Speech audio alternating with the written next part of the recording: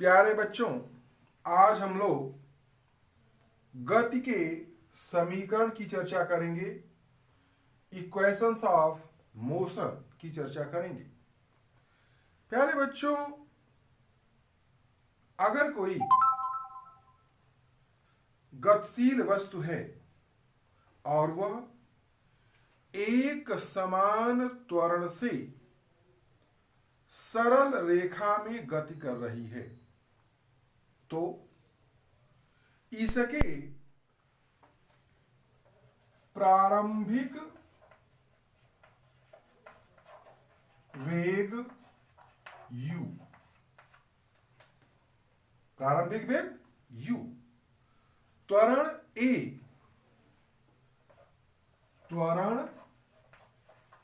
a, समय t, दूरी या विस्थापन s एवं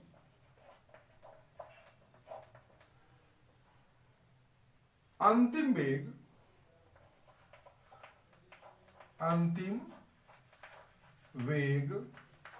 v। ध्यान देना।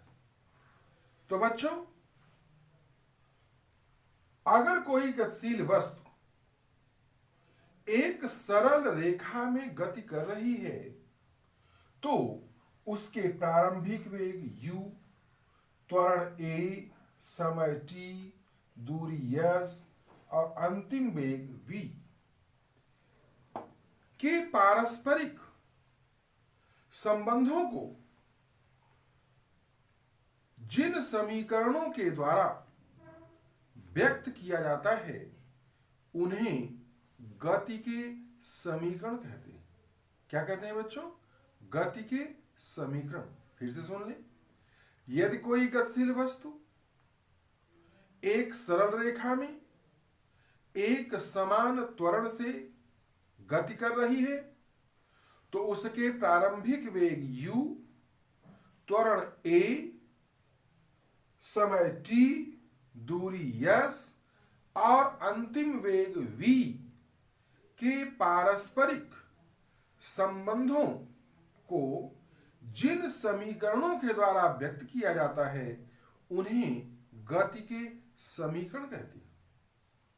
अब प्यारे बच्चों, जो गति के समीकरण हैं वो तीन। गति के तीन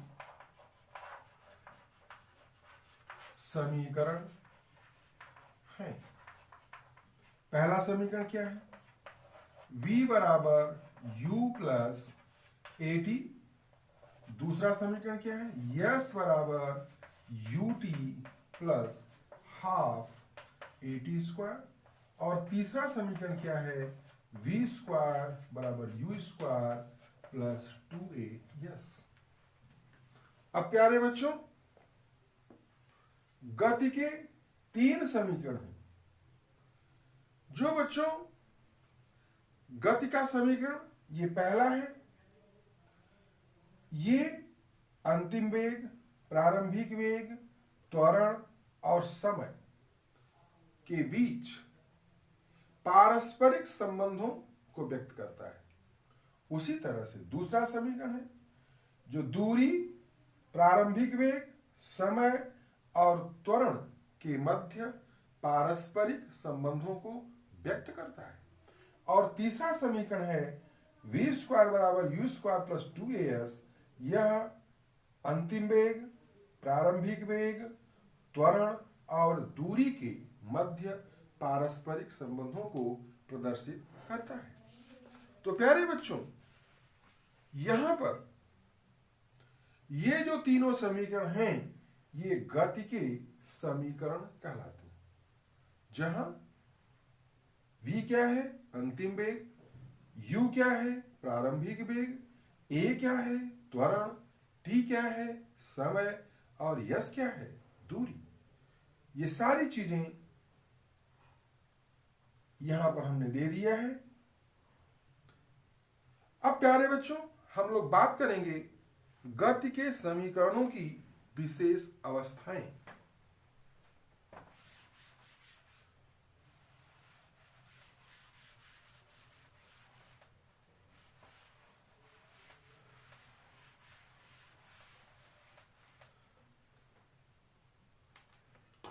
गति के समीकरण की विशेष अवस्थाएं, ये बच्चों बड़ा ही महत्वपूर्ण है।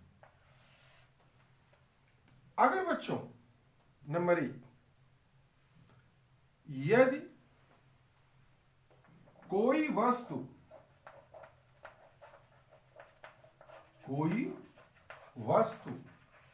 कहां से, विरामावस्था से, कहां से बच्चों, विरामावस्था से गति प्रारंभ करती है,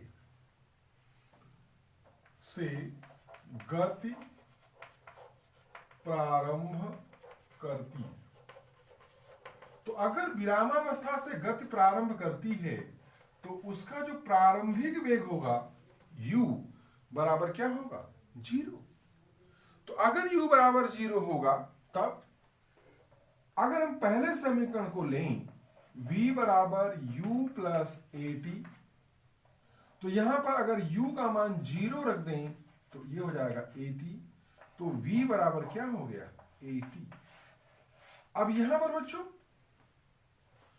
हमने u को क्या रख दिया, 0, क्योंकि वस्तु कहां से प्रारंभ कर रही है, विरामावस्था से, तो उसका प्रारंभिक वेग क्या हो जाएगा, 0।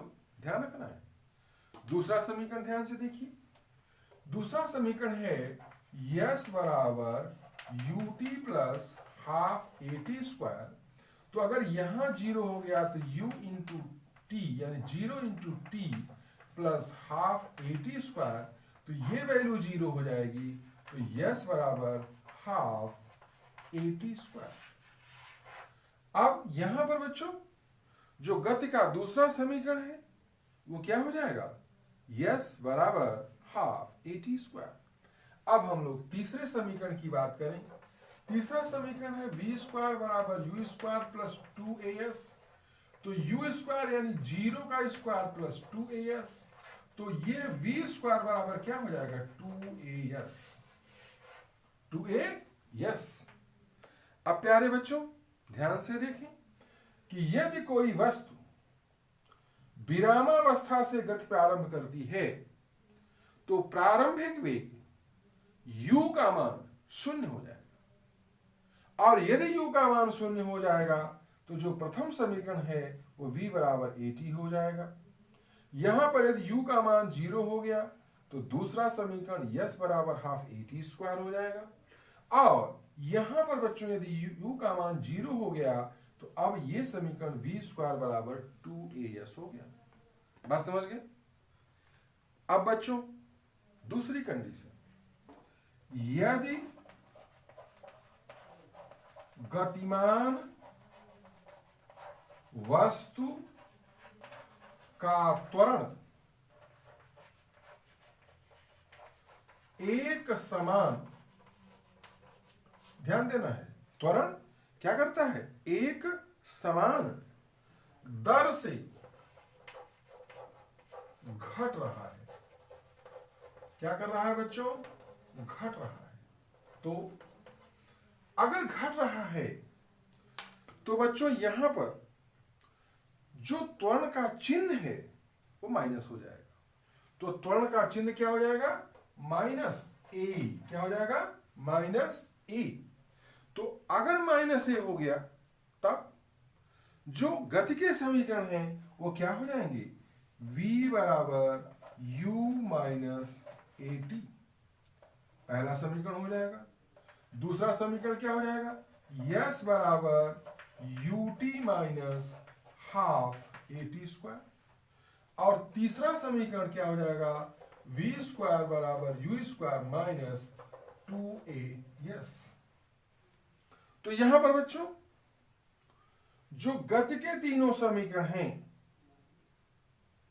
अगर उसमें हम माइनस से रख दें वैल्यू, तो अब ये समीकरण क्या हो गया, v बराबर u माइनस at। यस बराबर U T minus half A T square, और वी स्क्वायर बराबर यू स्क्वायर माइनस 2as। अब प्यारे बच्चों, अगर कोई गतिशील वस्तु एक समान वेग से गति कर रही है, ध्यान देना, यदि एक समान वेग से गति कर रही है, इसका मतलब क्या हुआ कि उसके त्वरण में कोई परिवर्तन नहीं हो रहा है, तो वहां उस कंडीशन में a बराबर क्या है, 0।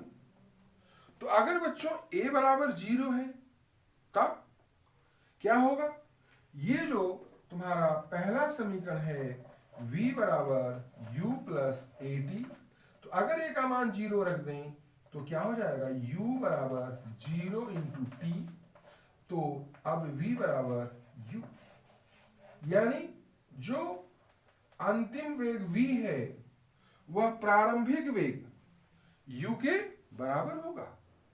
दूसरा समीकरण सेकेंड, यहां क्या है बच्चों, यस बराबर U T plus half A T square, तो यहां a का मान यदि 0 हो गया तो ये वैल्यू 0 हो जाएगी, तो यस बराबर क्या हो जाएगा, यू टी। यस बराबर क्या हो जाएगा, यू टी। और तीसरे समीकरण में बच्चों वी स्क्वायर बराबर यू स्क्वायर प्लस 2as, अगर यहां पर a इक्वल टू 0 हो जाएगा तब ये v स्क्वायर बराबर यू स्क्वायर हो जाएगा, v स्क्वायर बराबर यू स्क्वायर।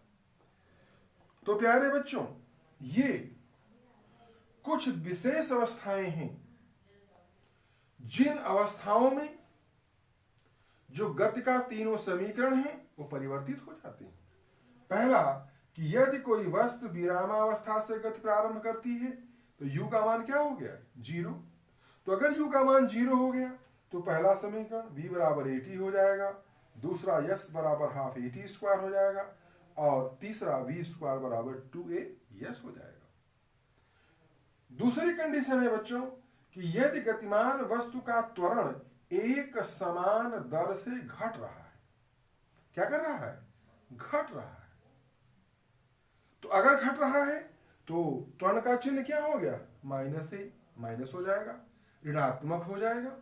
तो यदि ऋणात्मक हो गया तब ये गति के जो समीकरण हैं v बराबर u माइनस ए टी हो जाएगा, s बराबर U T minus half A T square हो जाएगा, और v स्क्वायर बराबर यू स्क्वायर माइनस 2as हो जाएगा। लेकिन प्यारे बच्चों, तीसरी जो कंडीशन है कि यदि कोई वस्तु एक समान वेग से गति कर रही है, तो अगर एक समान वेग से गति कर रही है इसका मतलब क्या हुआ कि उस पर कोई त्वरण कार्य नहीं कर रहा है, यानी a त्वरण का मान क्या है, 0। तो अगर त्वरण a का मान 0 हो गया तो गति का जो प्रथम समीकरण है वो क्या हो जाएगा, v बराबर u, दूसरा समीकरण s बराबर यू टी, और तीसरा समीकरण क्या हो जाएगा, v स्क्वायर बराबर यू स्क्वायर। तो इन परिस्थितियों में जो प्रारंभिक वेग होगा वही क्या होगा, अंतिम वेग। जो प्रारंभिक वेग होगा वही क्या होगा, अंतिम वेग होगा। अब प्यारे बच्चों, हम लोग एक और चर्चा करेंगे कि भाई किसी गतिशील वस्तु के द्वारा टीवें सेकंड में चली गई दूरी क्या होगी, ध्यान देना है, टीवें सेकंड में, जैसे 8वें से 9वें, यानी अगर कोई 8वें से 9वें सेकंड में जाता है, 8वें सेकंड से 9वें सेकंड में, तो वह गतिशील वस्तु कितनी दूरी तय करेगी, इसको हम कैसे निर्धारित करेंगे, सूत्र के द्वारा। जरा देखिए, आइए बच्चों अब हम लोग इसकी चर्चा करें।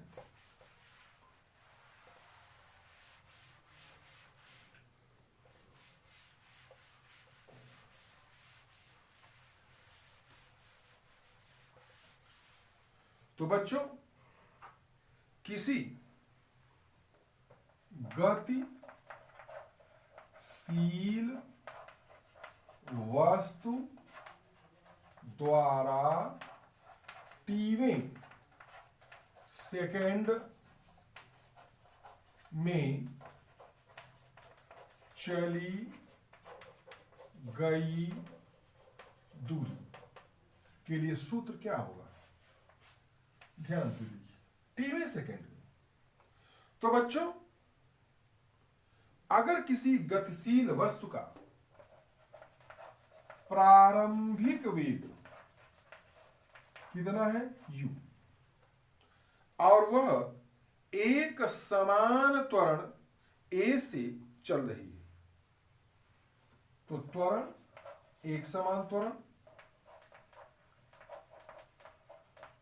कितना है? a।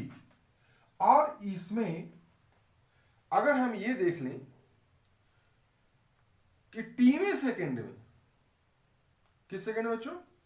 टीवें सेकेंड में, टीवें सेकेंड में चली गई दूरी यस हो, तो अब ये जो चली गई दूरी यस हो तो कितना चलेगी भाई? ध्यान देना है। तो टीवें सेकेंड में चली गई दूरी बराबर, ये क्या होगा? टी सेकेंड में चली गई दूरी, टी सेकेंड में चली गई दूरी माइनस टी माइनस 1 सेकेंड में चली गई दूरी। ध्यान देना। अब देखो बच्चों, टीवें सेकेंड का मतलब क्या हुआ भाई? टी सेकेंड में चली गई दूरी माइनस टी 1 सेकेंड में चली गई दूरी। तो जैसे अगर यहां हम ले लें कि ये टी 9वां सेकेंड है, तो 9वें सेकेंड में चली गई दूरी माइनस 9 माइनस 8 यानी 8वें सेकेंड में चली गई दूरी। तो 9वें सेकेंड में चली गई दूरी माइनस 8वें सेकेंड में चली गई दूरी, जो आएगा डिफरेंस वही क्या होगा? टीवें सेकेंड में चली गई दूरी, यानी 8 और 9 के बीच में कितनी दूरी चली। तो अब प्यारे बच्चों कैसे इसको करेंगे?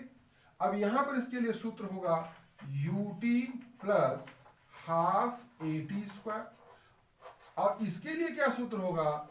ut माइनस 1, या t माइनस 1 है ना, तो प्लस हाफ a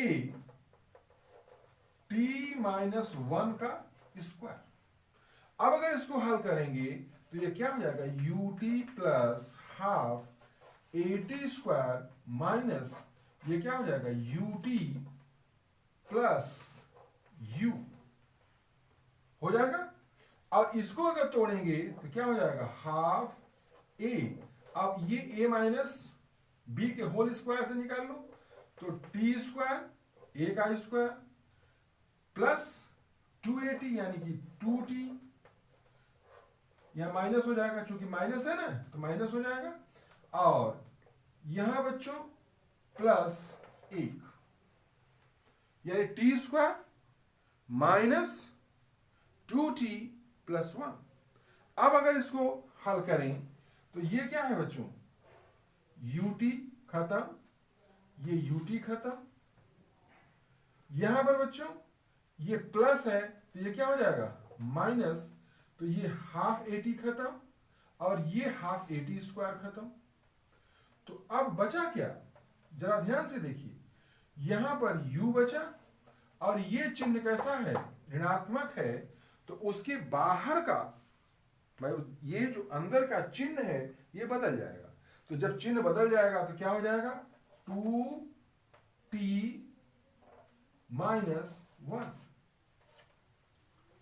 अब उसके पहले क्या लग जाएगा बच्चों? Half a। तो अब यहां पर इसको ऐसे लिखेंगे, ये बचा u, थोड़ा सा यहां फिर से हम दिखा दें इसको, थोड़ा ऐसे न काट करके, थोड़ा यहां अस्पष्ट समझ में आ रहा है, तो पहले हम लोग ऐसे कर लें ut plus half AT² minus U T plus you, ये समझ गए। और यहां पर बच्चों हो जाएगा हाफ ए, क्या हो जाएगा, T square minus 2t plus 1, इतना हो जाएगा। अब अगर इसको करें तो U T plus half A T square minus U T plus you, और माइनस ये क्या क्या चिन्ह हो जाएगा, माइनस, तो minus half A T square, और फिर यहां पर हो जाएगा बच्चों, अगर इतना हम लोग ले लें तो प्लस हाफ ए माइनस 2t प्लस 1, समझ गए।